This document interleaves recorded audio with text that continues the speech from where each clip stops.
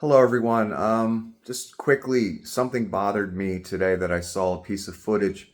Last night, I believe there was a concert in Boston, Jane's Addiction.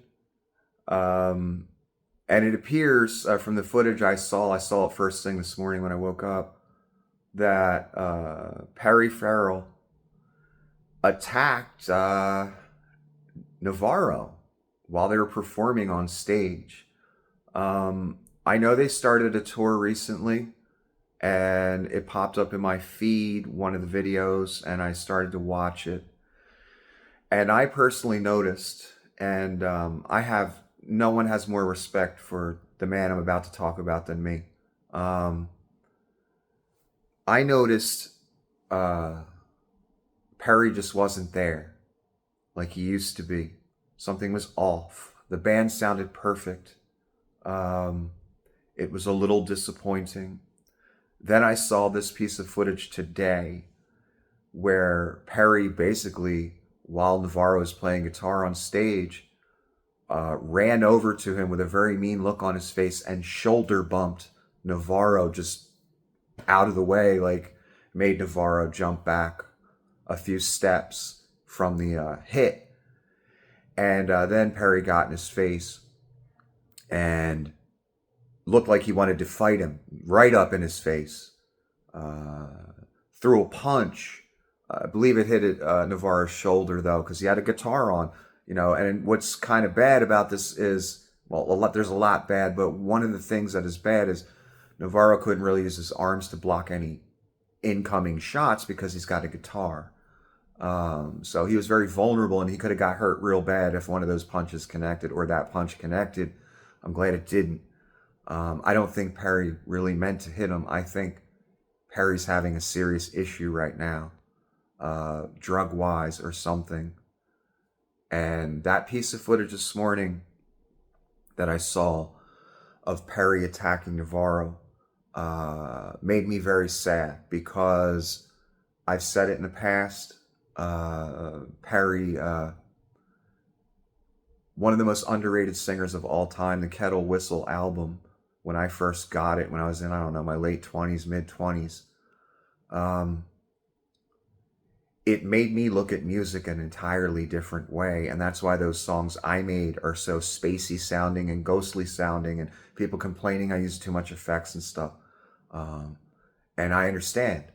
He's the reason I used too much effects and did the songs the way I did them. He's the reason. I didn't realize it at the time. After I listened to them now, and I've been listening to them lately, he's the reason my songs are the way they are. A lot of the vocal type stuff and everything, because I studied the way that man sings and the way he works for, probably like a year. Practice maybe 6 months, something like that. Practice all different singers and their style, to try and find my style. Anyway, so I'm one of the guys who was in his 20s practicing that kind of music, that kind of singing, because of him, and that Kettle Whistle album specifically, because the Kettle Whistle album is after he had mastered all the songs in the live performances. And he proved in those recordings of those live performances and some straight up recordings, he's a master singer. I've never heard anything like it. Kettle Whistle album, listen to it. 3 days. Slow Divers, Jane says, best versions they've ever done. And they sound nothing like the recordings, the original recordings. And he displayed his utter mastery, and I've been in awe of some of those songs from the time I was in my 20s. And I've practiced them, and they mean a lot to me, let's put it that way. I have the highest respect for that man. I'm not talking shit about him. What I'm saying is, it was really sad to see him that out of control. Something is going on. He needs help. I hope he gets the help he needs very soon, because he deserves it and his bandmates deserve it. I hope they get back to what they need to do. And it was just very sad to see Perry is another person as a singer who molded the way I view art. Not as much as Cornell, but in a big way. People don't even understand the talent that man has. They hear Been Caught Stealing and they think it's a jokey, fuck around, funny song that they hear on the radio. You need to go deeper and listen to when he mastered the songs, and he proved it when he sang them. He sounded like an utter master, and to this day, they still astound me. I still listen to them. Slow Divers, 3 Days, especially the beginning part. And I don't, Navarro as well. I want to say something about Dave Navarro. I think he's an excellent guitar player. Excellent. The highest respect for him as well. One of the reasons is Slow Divers, Jane says, and the other one, 3 Days. The real reason I got the highest respect for Dave Navarro is, as a musician, there's a song called Stop on that Kettle Whistle album. And it's kind of a fast, kind of fuck around song, but then it hits this part, which I will call the breakdown. And I've talked about this before. They may call it a bridge in music, whatever the technical term is, I don't care.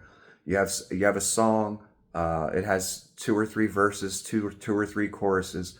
Oftentimes towards the end of the song, they'll go into a different instrumental to kind of break the monotony and lead into that big finale.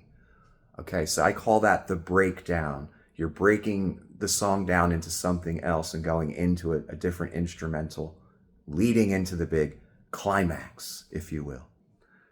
In that song Stop, that breakdown, the way Perry sings it, the way Navarro plays it, is some of the sweetest, grungiest, beautiful guitar playing I've ever heard in my life. And if out of every song I've ever listened to, if I had to classify what's the best breakdown part of a song, Stop by Jane's Addiction on the Kettle Whistle album, that's the song that would win the award. That's how damn good just that breakdown part is. Again, the way Perry sings it, the way Dave Navarro plays it, perfect. Never heard anything more perfect. Again, the song Stop on the Kettle Whistle album. Listen to that shit and wait for the breakdown part. That is flawless, perfect. It's amazing to me. I still turn that part up every time I hear it when I'm listening to the song.